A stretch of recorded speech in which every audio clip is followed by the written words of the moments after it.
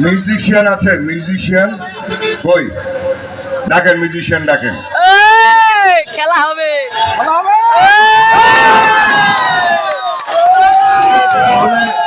আপনাদের কথা আমি যেরকম রেখেছি আমার কথাও তো আপনারা রাখবেন নাকি?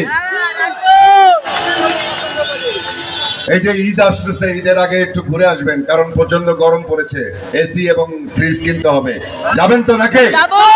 আজকের থেকে শুরু হয়ে যাক নাকি? ওকে, আমাদের মিউজিশিয়ান যদি থাকে তাহলে একটা গান গাবো, আর তা না হলে আপনাদেরকে একটা ডায়লগ শোনাবো।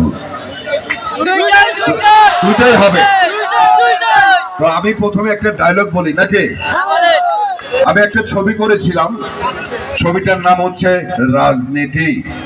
এই ছবিতে নায়ক ছিল শাকিব খান, নায়িকা ছিল অপু বিশ্বাস, আমি ছিলাম ওই ছবির মন্দ মানুষ।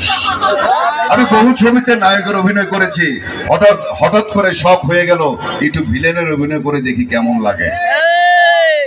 তো ওই ছবিতে কেউ কারোর উপর খেপে গেলে আমি তখন যে ডায়লগটি বলতাম সেটি আমি আপনাদেরকে শোনাচ্ছি।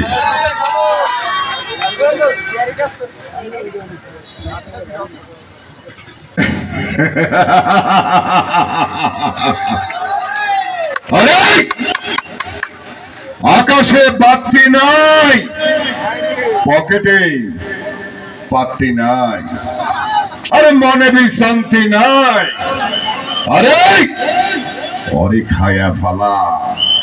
আমাকে যে চিনে জানে তাদের কাছে আমি অনেক কিছু, আর আমাকে যে চিনে না জানে না তাদের কাছে আমি সাধারণ পাবলিক।